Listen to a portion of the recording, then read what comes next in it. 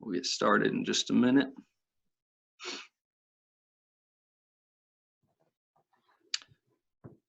All right, good morning, everybody. Dylan Abel here with Windrock. First, just want to thank everybody for joining us today. I know it's tough to just, get away, take some time to join a webinar, but we appreciate you joining us. Today's webinar is going to be on engine balancing optimization. I've got Mary Chapman with me, and then we have Eric Vess. Eric Vess will be answering questions as we go through this. So down at the bottom, you can see there's a chat window and a Q&A section. You can just type in your questions there, and Eric will start answering those as quickly as possible. Just another kind of housekeeping item there. Unfortunately, in this new world, there's a thing called Zoom bombing. This is where, some sessions have been hacked into and somebody starts, reading threatening messages or displaying inappropriate content. If that were to happen during this webinar, please just go ahead and sign off and we'll end the session from the back end, and then we'll work to get it rescheduled in the next week or two. So moving on here. As mentioned, my name is Dylan Abel. I've been with Windrock for about 8 years now, coming up on 8 years, worked through various positions, started as an online systems engineer, traveling around doing project management for our OnGuard and Platinum online systems. Moved into the technical services manager, working with our analysts and our online engineers, and then most recently became product manager, managing our product portfolio and life cycle. Next, I'll hand it over to Mary for her intro. Hi, I'm Mary Chapman. Welcome, everybody. Good morning. I have been in the reliability world for about 30 years. Started my career more on the rotating equipment side. I was there for 25 years. Joined Windrock a little over 7 years ago. So I went from rotating to reciprocating. But I've always been involved with reliability and just machine optimization. So thanks everybody for coming. Awesome, thank you, Mary.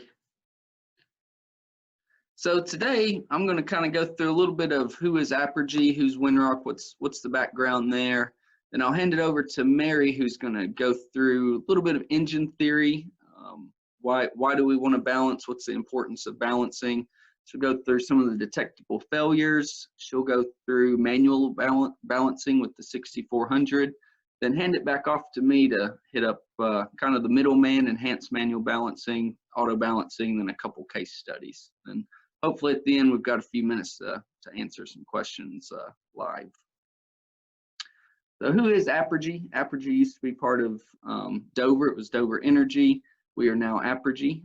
We are present across the well site, comprised about 15, 16 companies, from work in plunger lift, rod lift, artificial lift. We've got diamond bearings and cutters, other production equipment. One of our sister companies, Norso Wellmark, makes flow control valves, chemical injection. Then as you can see, the automation technologies is where Windrock comes into play with our IoT enabled devices, remote monitoring systems. So Windrock, a little bit of its history started back in 1996. It was formerly part of CSI, which is now owned by Emerson. 3 employees kind of bought out the technology and started Windrock. To date, we've got 4 generations of portable analyzers, starting with the 6300, most recent 6400, you can see at the top here. Got a few generations of online monitoring systems, permanently mounted real-time data systems. Start off with OnGuard, and our most recent is Platinum. And then an add-on to the Platinum system is the Auto Balance, which is for balancing your engines, keeping them in equilibrium. And we'll dig into the Auto Balance later on in the presentation. And then our newest product is Spotlight. Spotlight we now have for compressors and engines. So it's more of a remote monitoring IoT enabled product. Digging into each of these a little more, Platinum's for those critical machines that require the shutdowns. It does have onboard relays. We can set warnings and alarms for any of the parameters that we're bringing in or the calculated data points that we take from those sensor points. It is plug and play with auto balance. We also have the 6400 portable analyzer, kind of Windrock's first product. This requires an analyst to go out to the machine, manually collect that data, and they go back to their office, transfer that data over to a computer, then they use Windrock MD to do the analysis. As I mentioned, we've got Spotlight, our newest product. These are low cost, quick and easy to install. These are meant for, monitoring an entire fleet. So say you have 100 machines, go out, install your Spotlight on the compressors and engines. That data goes to the cloud, which then you can access with Windrock Enterprise. We've got custom built dashboards so you can view both your entire fleet or drill down into a single asset. Windrock Enterprise is the dashboard. It's got fleet management, fleet benchmarking systems, so you can compare your fleet, what's your worst and best engine, and also some AI built in currently for suction and discharge leak. As I mentioned, this kind of working with our customers, this is kind of how we've come around to realize how assets are ranked. There's about 20% of them out there that are critical, that require the shutdowns. They're critical to the process. You want to shut the machine down before it has a failure so you can identify the problem early and get it up and running again. Those are where the Platinum comes into play with its onboard relays. And then about 75% of those are the essential assets, where maybe you're in midstream and you've got 7 compressors, you're only running 5 of them at a time. You've got others that you can start up if one of them has an issue.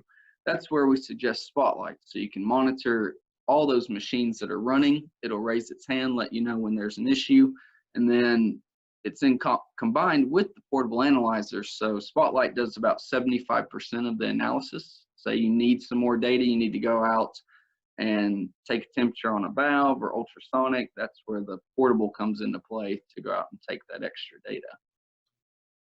I'll now hand it over to Mary. Okay, I just requested control. You have control now. Okay, as I said, or as Dylan said, we're going to be talking a little bit about engine theory today. And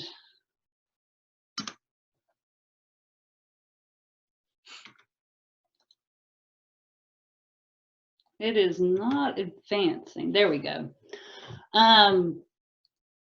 So first we want to talk about how an engine works. Some of this is the basics. I know the majority of you guys probably have engines, you know how they work, but just for some that don't, you have a piston and pretty much multiple pistons hooked up to a crankshaft. As the piston is coming up, air and fuel are mixed. You have a spark ignite, you get a combustion, it drives this piston down, which is driving the other pistons up. As you notice in this example, they're not all at the same position. And this is going to be really important as we follow through on this training today. I'm going to go ahead and move to the pressure monitoring.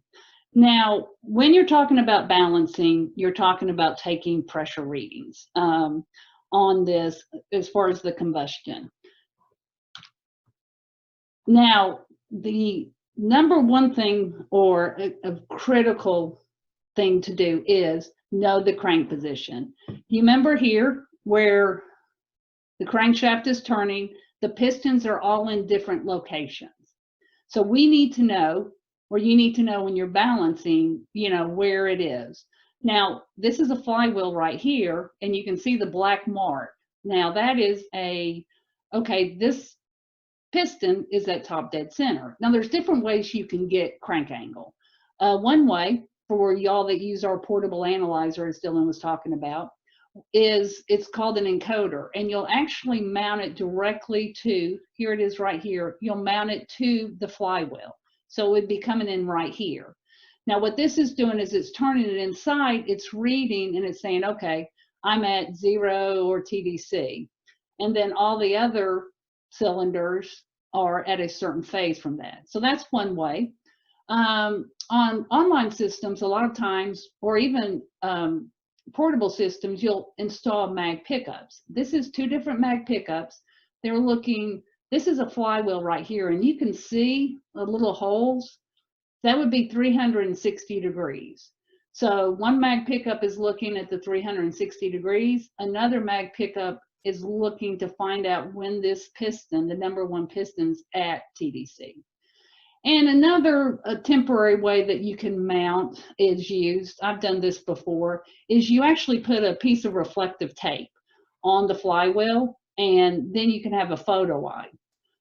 The goal of all of these is to know where the crankshaft is and where all these pistons are in the rotation. So going forward, we were talking about pressure. You have to be able to get pressure inside of, if I go back, you're wanting to read the pressure in here. So as you get the combustion, you want to know what the pressure is.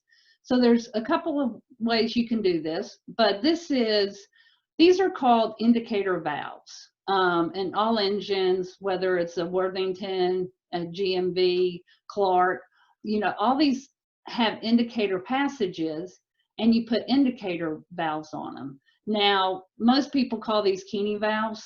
Keeney has kind of become the Kleenex of the industry, but there's 2 different types. There is a single port indicator valve, and you notice here, this is where you could hook up a portable engine pressure sensor. You would open this valve, you would take the pressure reading, and then you would close this valve and then take the sensor off of it. But for online systems, you still want the ability to take portable data, so you still have that connection. But this is a multi-port indicator valve. And you can see right here, there is another pressure sensor installed, an engine pressure sensor installed. So single port, multi-port, both of them have the portable, but the multi-port gives you an extra option. Now, we're going to be talking about engines, and due to the length of this, there's 2 and 4 stroke. I'm going to go through an example on a 4-stroke, but there's 2 types of engines. You have 2-stroke and 4-stroke. The big difference is that on a 2-stroke, it takes 1 revolution to do the 4 events that are going to happen in an engine. An engine has suction, compression, power, and exhaust. So you have to have those four events. On a 2-stroke, this can all be done in 1 revolution. So it's 360 degrees.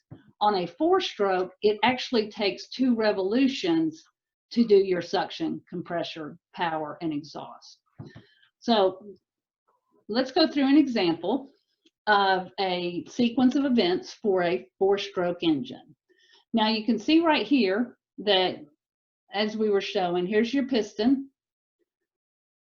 You got your crankshaft down here. This is what's called top dead center.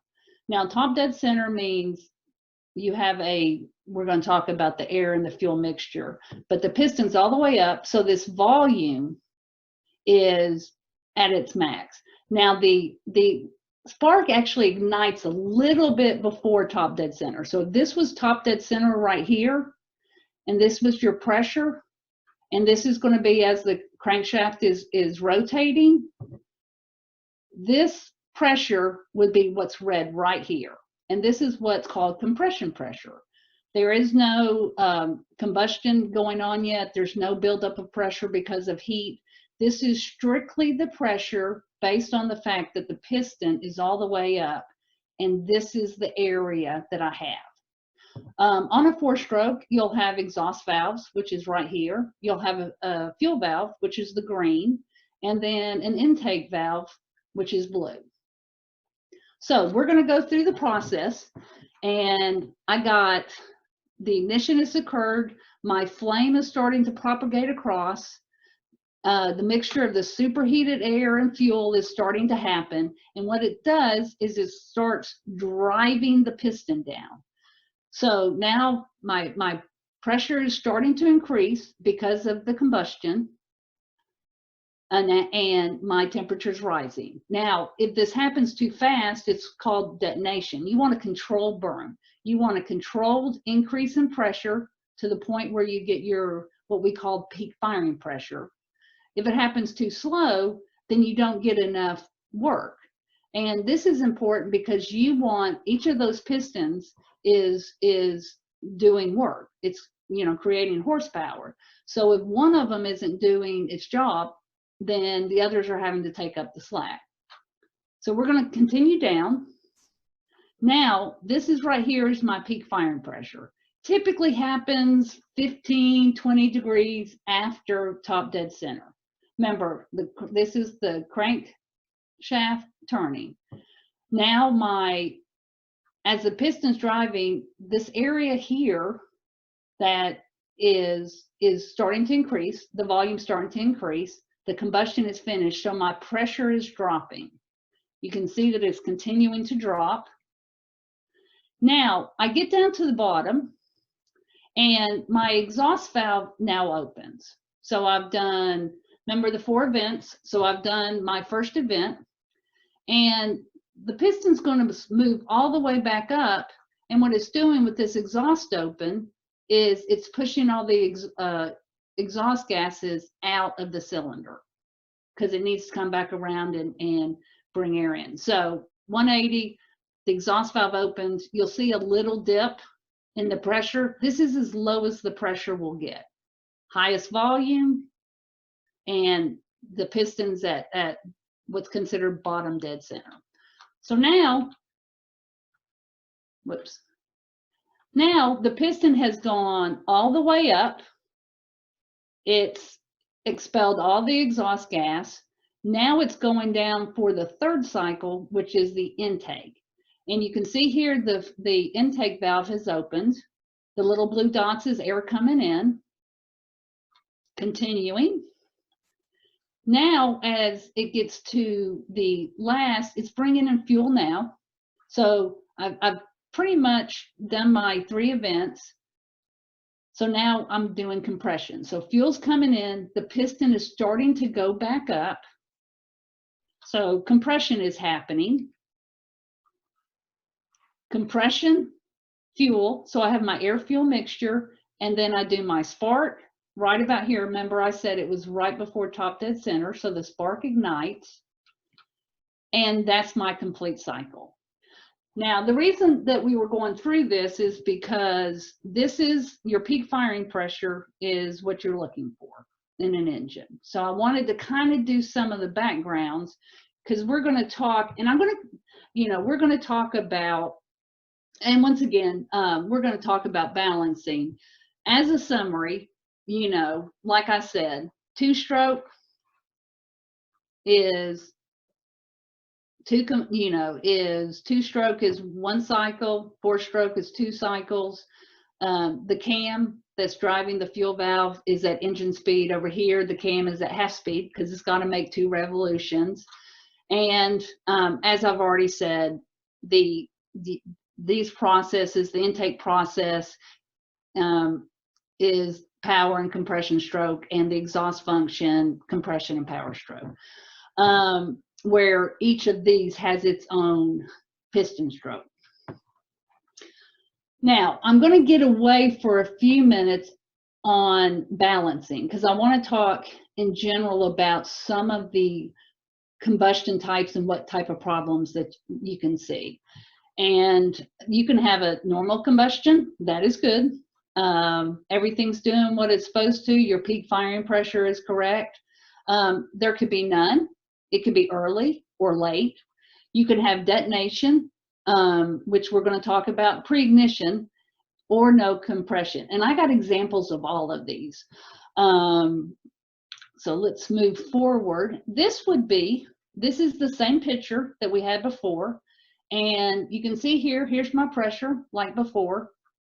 Now my crank angle, because it's 2 revolutions, this would be top dead center, bottom dead center, top dead center, bottom, top.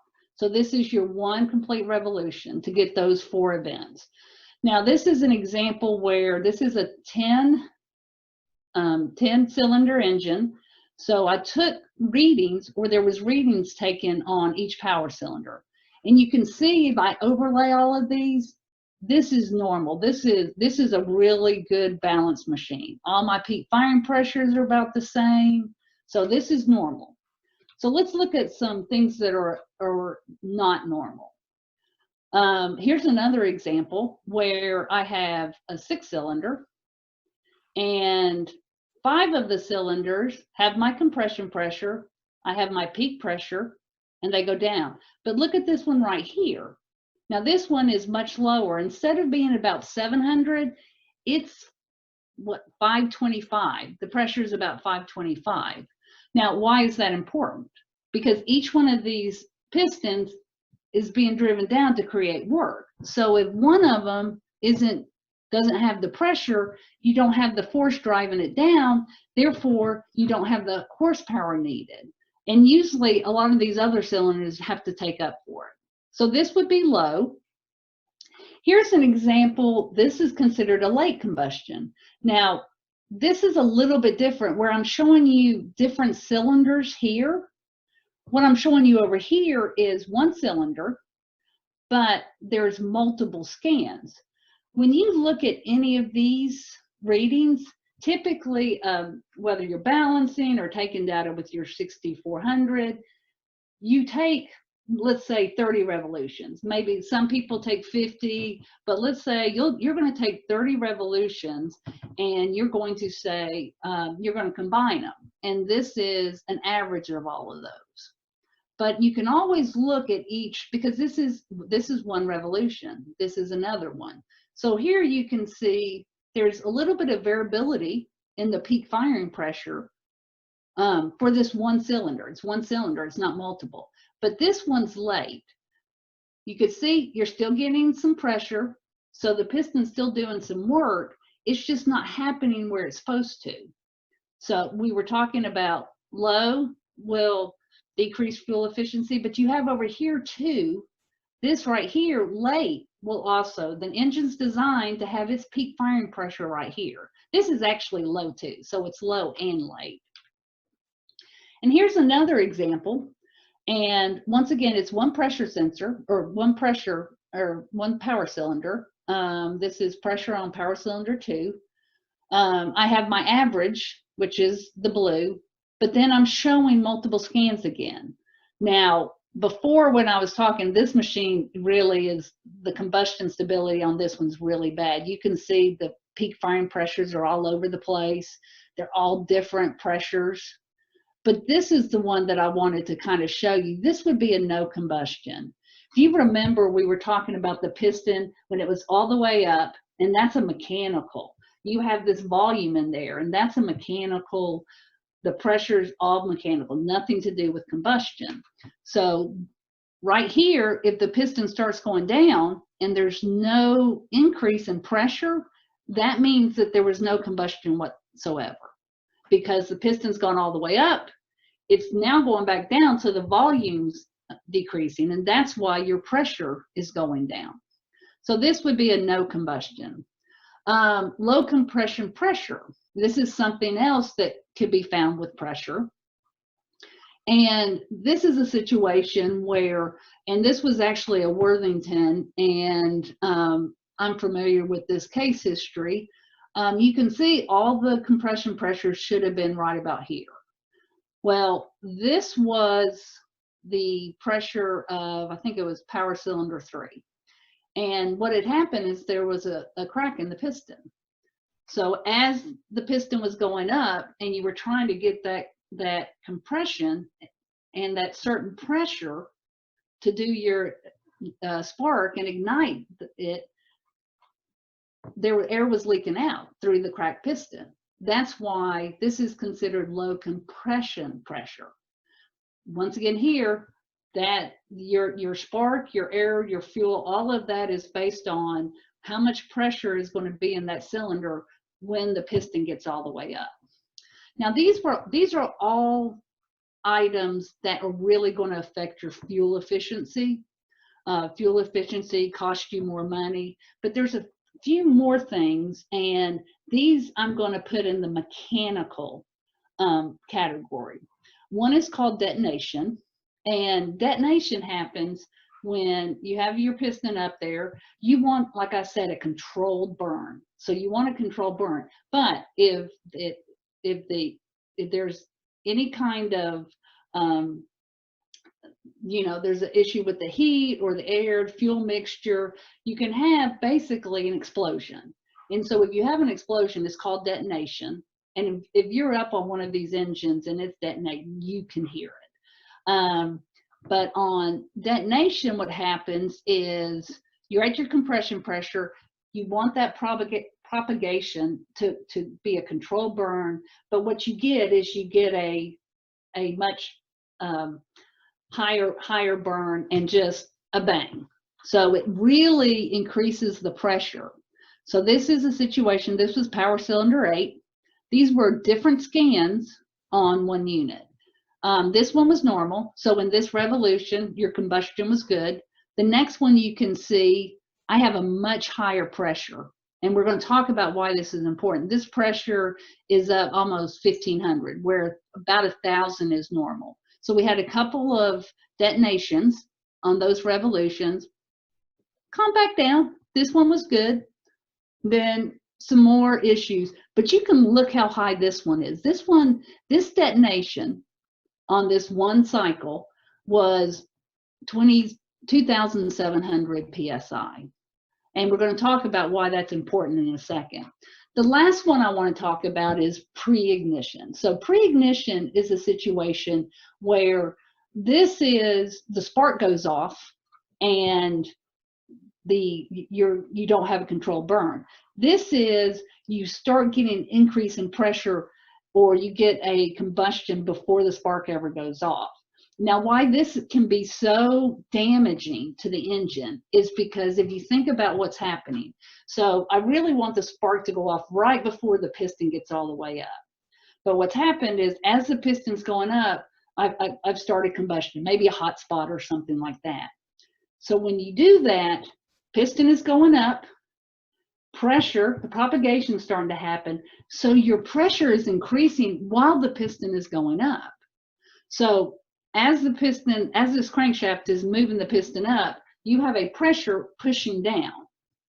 So there has actually been huge crankshaft broken because of pre-ignition. Now, I just kind of wanted to go through some of those because all of these are things that you're trying to avoid when you're balancing. And those type of low, late, high detonation, all of those, this is some of the reasons that you balance a machine. I'm going to show you right here. This is considered a power parade. Now, I've been showing you pictures where everything was related to my TDC.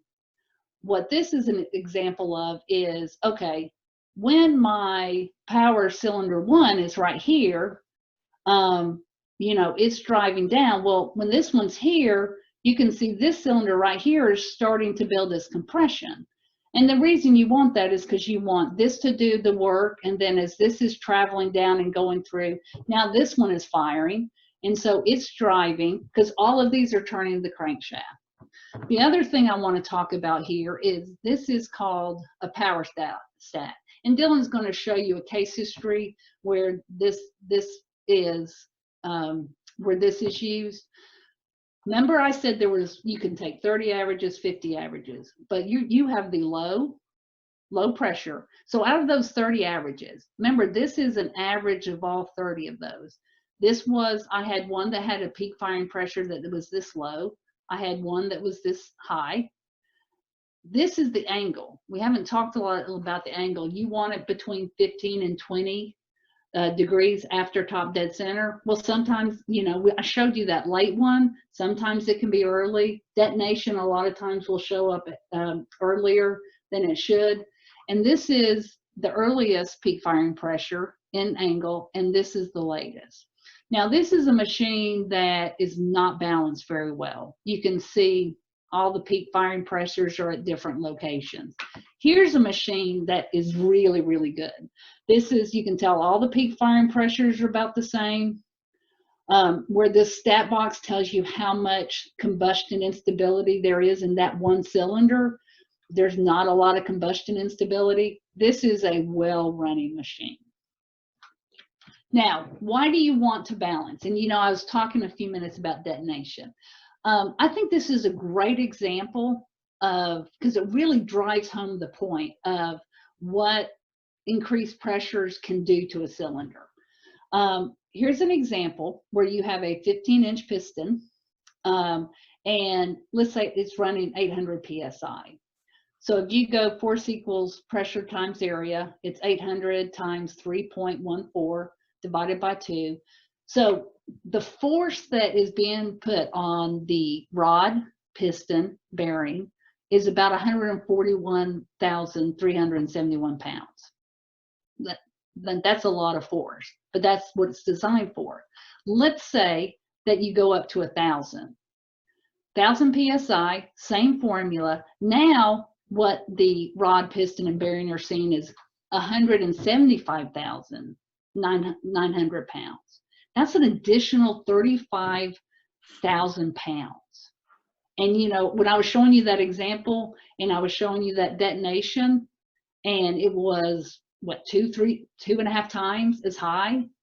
Can you imagine the force that was being put on that rod and piston and bearing on that one stroke?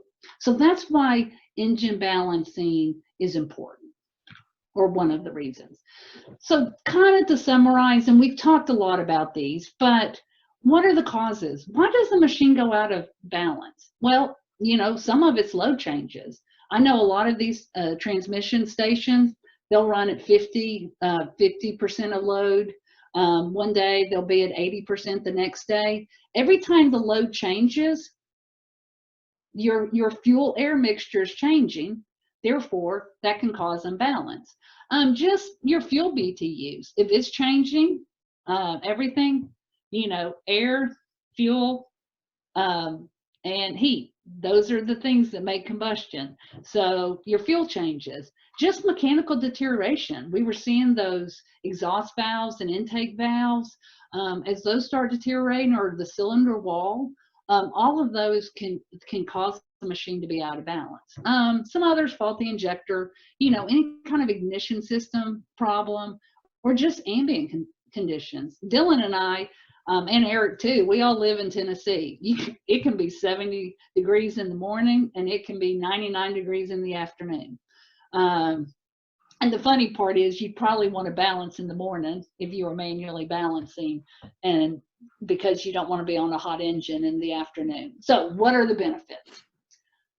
Controlling a peak pressure will reduce mechanical wear. So it's going to decrease routine maintenance, reduce the catastrophic failures. Remember, we were talking about pre-ignition and braking crankshafts. That's a catastrophic failure. Just safety. If something breaks, things are still going around, so safety. The fuel consumption, those examples that I was showing you where you were getting low combustion and stuff like that, you know, it has been proven that you can have a 10 to 20% fuel consumption savings by a properly balanced machine. And a couple others, reduce emission, you want to maximize your load and distribute. So those are some of the benefits and the causes.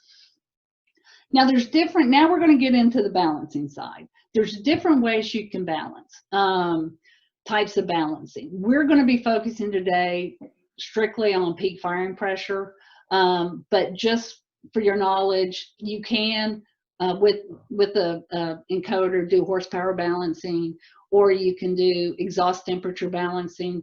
I've honestly never done that, but it is a way that you can balance. And there's different tools to allow you to do this. So one is manual balancing that I'm going to talk about here in a second. And then I forgot what Dylan called it, a middle of the road is enhanced manual balancing, and then auto balancing. So let's talk about manual balancing. Manual balancing is you typically have some type of analyzer, because what you want to acquire is that peak firing pressure. So this is our 6400 CA. This is the pressure sensor. Remember I said that I was going to put it on the You're going to put it on that Keeney valve. And a lot of times you also want to check your ignition system, so it comes with it, but that's another webinar. And then as it's taking data, you can see it's taking the peak firing pressure. Now this isn't hooked into an encoder or anything, so we don't know the angle. And you can see there you have your stat box. So you're getting your average pressure on that combustion. So let's talk about the process. You take your portable analyzer up to your engine. You have to collect your as found. So you take that pressure sensor, you put it on that Keeney valve, you open up the Keeney valve, you hit the button, you take pressure 1, close the Keeney valve, take it off, move to number 2. So you have to do this for every power, whether it's an 8, 10, 12, 16, whatever it is. You have to take an as found pressure on each one. And then it's going to say, okay, these are high, these are low, and you can see what the whole engine balancing is. So you review the data, you say, okay, I'm going to bring 3 up, I'm going to take 5 down, and now you have to go back, hook the pressure sensor up again, open that valve, and as you're adjusting the fuel, you're watching it on the screen to try to determine, okay, so now I've brought it down. Close it, take the pressure sensor off. Now you have to take an as left. So everything you did to take your as found, you're doing that again on the as left. Go around as left. Well, usually you don't want to adjust more than 2 or 3 cylinders at a time. So on a 16 cylinder, you might have made some adjustments, but when I took that as left data, it's not balanced yet. So I have to repeat the whole thing again. So now I'm repeating it again. So if you look at the issues, it's very labor intensive. Repeat with load and fuel changes. We were talking about ambient. Most people balance in the morning because they don't want to be on the hot engine, but what if in the afternoon it's 30 degrees higher? There's just a lot of safety. You're climbing on the machine, you're opening these Keeney valves. But labor intensive and also time intensive. This is the example that I was talking about on a 16. If you took the as found data, let's say 40 minutes, the adjustments took 15 minutes, say you let it sit for a little bit, as left 40, adjustments 15, as left 40. This process can be 2.5 hours. And they could change the load the next day and you would have to go do it again.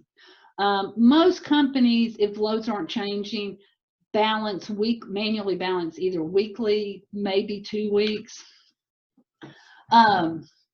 So very labor intensive. Now I'm going to step back a little bit because we're about to talk about online monitoring. Now this was a manual process where you had to put the sensors on. I was showing you the multi-port valve with the permanently installed sensor.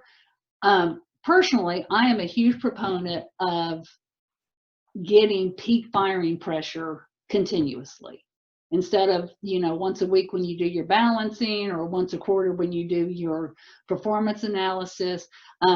I see a huge benefit in installing a pressure sensor and taking data. And the reason why is because of these combustion stability issues or instability really that we were talking about. Detonation could be perfectly fine in the morning and in the afternoon you could be detonating. The no combustions, everybody always, oh yeah, we have no combustions, the pre-ignitions, just the changes in the loads per cylinder. All of these are very intermittent. That's why online monitoring and acquiring a peak firing pressure all the time can be a huge benefit.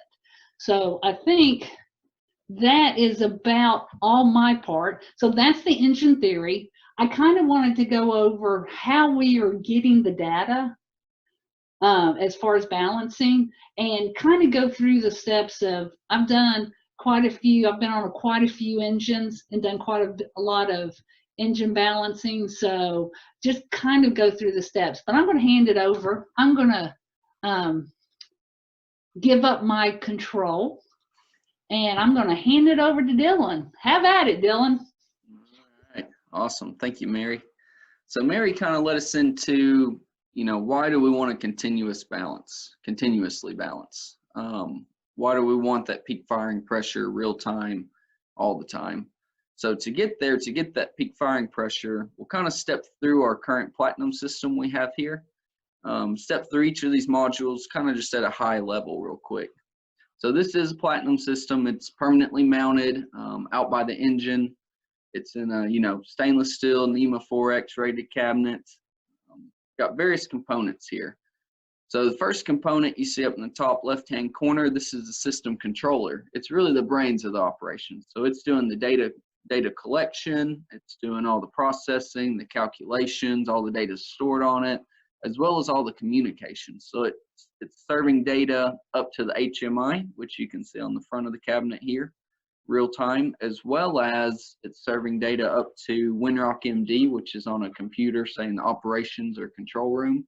And it does the Modbus communication, Modbus RS-45 or Modbus TCP to, send data to the customer's PLC or to their network. Moving on, we have the bays. You can see this particular cabinet has 2 bays. So this customer had 1 bay for the engine pressures, and then they opted to monitor the compressor cylinders as well. So this is what we would call the engine bay.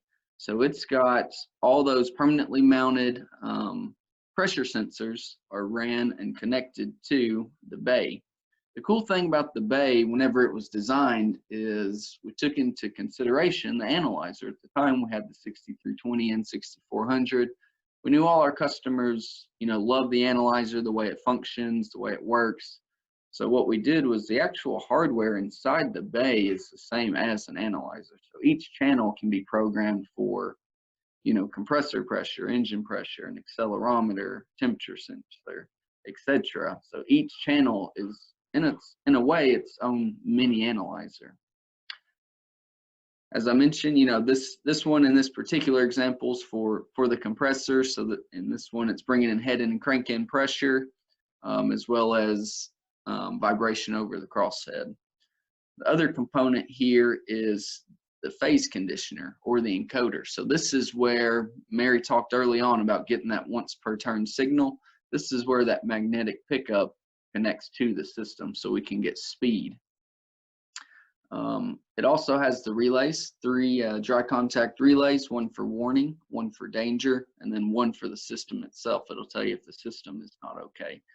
As I mentioned earlier, we can set high or low warnings or alarms on any of the sensor points coming in, as well as any of the calculations that are done with that data. Then the last module down here is the power supply. It really just I think it was just a dummy power supply. It's supplying the other modules with the power that's needed any given time.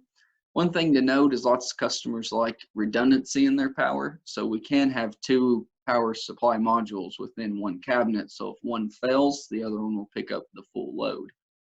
Then the last module in here is the auto balance itself. So the fuel valves that are installed for the auto balance are installed on the engine, and those valves come back and connect to the auto balance, which we'll jump into here in a little while. We also have HMI. It's displaying real live data. It'll show you the live power parade curves, as well as a 24-hour trend of any of the calculated data. We'll get to here in a minute how we can use the HMI to balance. So enhanced manual balancing, I think most of the market's well educated on manual balancing that Mary went through, or auto balancing, the auto balance solution. But I think, there's this middle step, the middleman, if you want to call it that we call enhanced manual balancing. And it's really a good solution that's, it's better than the actual manual balancing, but it's cheaper than the full auto balancing for budgeting purposes. So with enhanced manual balancing, what we do is we still install these permanently mounted pressure sensors. We have a platinum cabinet, so we're bringing in that real-time pressure data. And what we do is from there, there's 2 ways to balance. If you have a 6400, we can wirelessly transmit the data from the platinum cabinet to the analyzer, and then as you're up on the engine deck with that analyzer, you're seeing the real-time peak firing pressure updating as fast as it can.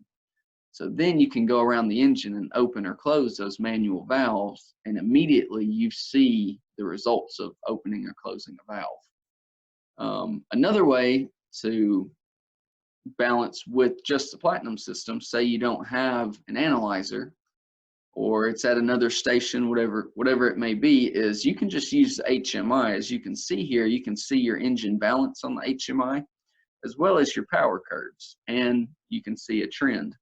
So you could just go around and open and close valves and then quickly glance at the HMI, and once again, you can see the results of what has happened. Still a couple issues with the enhanced manual balancing. First, it still requires a human to go out there with the analyzer, or if they're using HMI, you still got a human out there. Human intervention, still safety issues. He's around a machine. And then, on the weekends and at nights, some stations are unmanned. So here's an example. Mary went through the manual balancing, took 2.5 hours earlier. We ran that same engine with the enhanced manual balancing, took 18 minutes to balance. So that's an 88% improvement in time from a guy being around that engine and balance. Here's an example where a customer, they don't use the analyzer, but they've got the Platinum with the peak firing pressure, and just every time a guy's out there by the unit, he just uses the HMI and just opens or closes the valve. So you can see that over the months here, over time, they went from plus or minus 12% in their peak firing pressures down to plus or minus 6%. So the next step, we went through manual, we went through enhanced. Kind of the top of the line solution would be the auto balancing. So as I mentioned before, auto balance is kind of an add-on to a Platinum system. One auto balance can take up to 10 fuel valves. Of course, for like a V16 or a V20, we could have 2 auto balances. One of them's a master and one's a slave within the cabinet. So the auto balance, what it does is it's hooked to the auto balance fuel valves in the field. You replace your manual valve with the auto balance valve. Those are hooked into the auto balance board here. The auto balance receives the peak firing pressures from the Platinum system. It runs an algorithm, then it opens or closes those valves to keep the engine within plus or minus 5%. It slowly moves a couple valves every minute. We don't want to make a whole lot of changes at once, so we're adjusting valves once per minute. So now we've kind of gone through manual, enhanced, and auto balancing. We'll hit a couple case studies here. I will mention these case studies are auto balance related.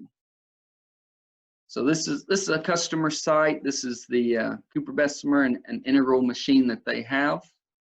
This is the cabinet that was installed. It's the same example that we looked at earlier with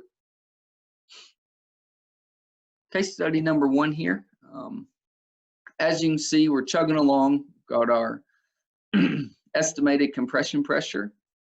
We can see that power cylinder 1 on the right-hand bank is trending lower than the rest. I will mention that the compression pressure, for those of you that may have the older on-guard system, the compression pressure is a newer Platinum feature. So you wouldn't have this feature with your older on-guard system.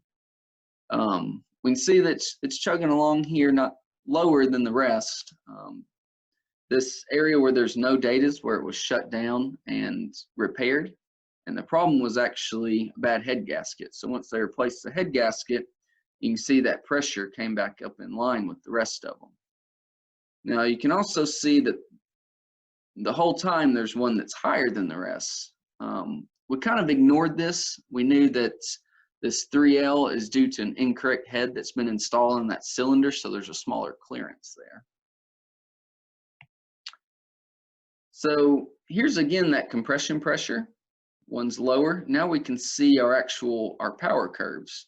We can see that low compression pressure here in the data, and then after it was fixed, we can see the nice balance we have. So in conclusion, it was lower. cylinder 1R was lower than average. Once they replaced the head gasket, it fixed the issue there. One other quick case study we have, this is a peak firing pressure trend plot. You see we've got our, where's my mouse at? We've got our warnings and alarms here. Warnings, the yellow line, red line is our alarm. So we can see our peak firing pressure is chugging along nicely, then all of a sudden it just drops down. This drop down was actually a jet cell plug that had come undone. The analysts, saw the drop. It went in, a warning was given. This customer is using the warnings and alarms. A warning was given. The analyst went out to the machine, inspected, found the disconnected cable, plugged it back in, and then you can see the pressure overshot there. So what was happening while this was disconnected, the pressure was lower, so the auto balance was opening that valve, trying to give it more gas. And then once it was connected, it overshot, so the pressure was higher. But then you can see the auto balance quickly started closing that valve off, and then it came back in line. So once again, here's just the power curves. You can see here's where the cable was disconnected, and that cylinder wasn't firing off, going to peak firing pressure. You can see after it was repaired, the nice balance that it had here. So here's just fuel consumption plots. As I mentioned, while it was disconnected, that fuel valve started opening up. So you can see that our fuel consumption started to rise over time. And here's just same plot, just where the wire was reconnected, shot up, and then the auto balance adjusted and brought it back in line with the other cylinders. So in conclusion, reconnected jet cell plug wire on that cylinder brought the peak firing pressure back in range. So some economic justification, we asked the customer, we're kind of partnered with this customer to just give us some quick numbers. So they had 3 engines, so it was about $275 per engine. That included our hardware, the installation, commissioning, electrical subcontractors, everything. Payback period, engine protection, lower maintenance costs, about $250 per year. Longer overhaul intervals, about $150 per year. So they calculated less than 1 year payback period, so approximately 7 months from all the issues that were found, not only on the engine side, but on the compressor side as well. Some of the benefits, 10 to 15% fuel savings, lower excess emissions due to unplanned outages. Excess emissions in this case refers to times when the unit would trip and they'd have to flare gas. Higher detonation margins. This refers to detonation within the power cylinders that result from changes in the BTU content. Mary was talking about those BTU content swings that some customers have. Longer spark plug life, and then just lower, mechanic, analyst, and operator labor hours. So this is how the customer integrated our system into their network. They made all these points you see here were now available to the operators in their control/operations room. Put up this nice monitor here. They could see all 3 engines simultaneously, how balanced they are or unbalanced, and then kind of an overview. You can see in this example, this engine actually, or compressor, could be on either end, actually has a warning. They did tie in the shutdowns for high peak firing pressure and high vibration levels on the frame and compressor throws. So in conclusion, this customer was DCP. They did prepare this with us back in the day, so we're allowed to share their name. It's Roberts Ranch site. They're successfully using Platinum Auto Balance on their engines and diagnosing issues when installing Platinum Auto Balance. It's important to note that we didn't have to modify the fuel system or the jet cells, and economics showed them a payback period of about 7 months, a little less than a year. And I believe that's all we've got time here. We've got just a few minutes. Guess we can kind of bring Eric or Mary. I guess, are there any questions that have gone unanswered that we can answer over the air here? There is some questions that there has been some that answered that Eric answered, but I thought this was really good. I just wanted to mention it. Over time, we have found indicator passages that have been corroded and slightly blocked by exhaust gas deposit. Have y'all seen any evidence of this? The answer is, especially on the portable, most of the time, and I didn't talk about this, but you blow out the Keeney valve before you actually hook up the pressure sensor. So you open that port, you open the valve and let a little bit come out. And then, so yes, I've seen it before. Anyway, I thought that was a good point. There were some questions, and I don't know if Eric can answer them. There were some questions. I'm not as familiar with diesel engines, so there were some questions about diesel engines and electronic ignition systems. Unless Eric or Dylan, if y'all can answer those, otherwise we'll get an answer for you. Yeah, I think we'll need to get an answer on that. I don't have an answer, Mary, unless Okay. Dylan may. Yeah, I don't. I think that's something, let's take that one offline and we'll bring in one of our diesel experts and we can get with you offline. I just make a note, Eric or Mary, whoever asks the question. Okay. So other than that, Yeah. Eric answered the rest. Do you think there's anything else that would be good to point out, Eric?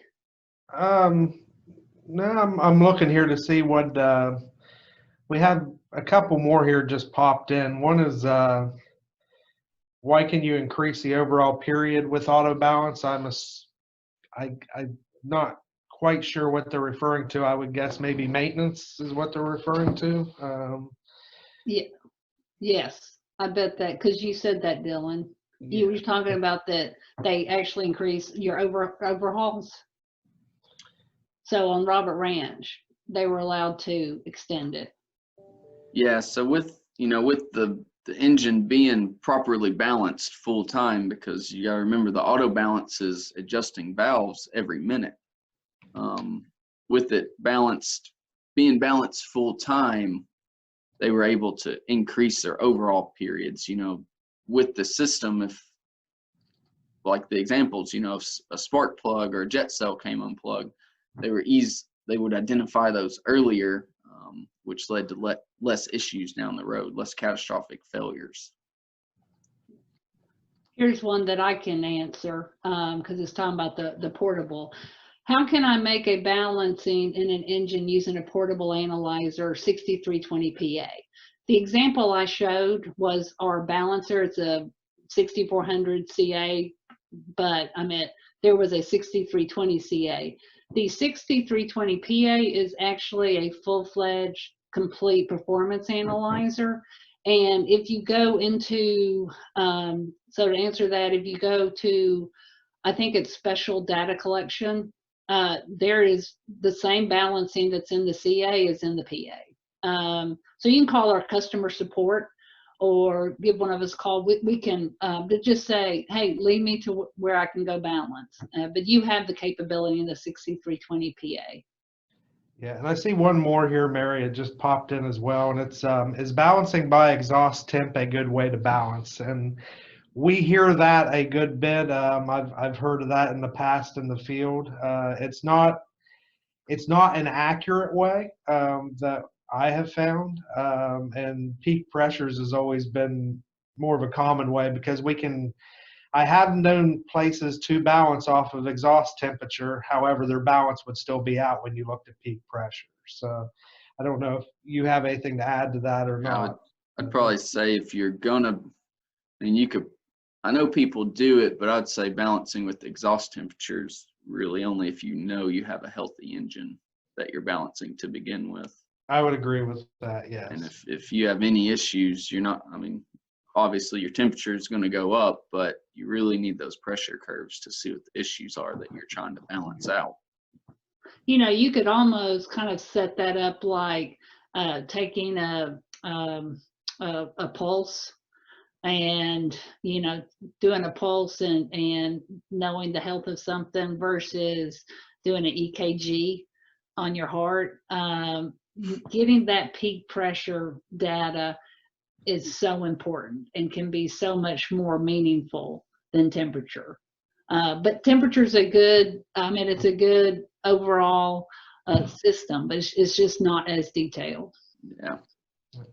So we're at the top of the hour here. We'll go ahead and kind of wind this session to an end. We, I just want to thank everybody again for joining us today. We will, of course, we'll get this recording wrapped up and uploaded to YouTube like we have the previous webinars, and a link sent out to everybody. So thanks for joining us today. We hope everybody learned something, and be on the lookout for future webinars. Thank you. Bye, guys. Have a good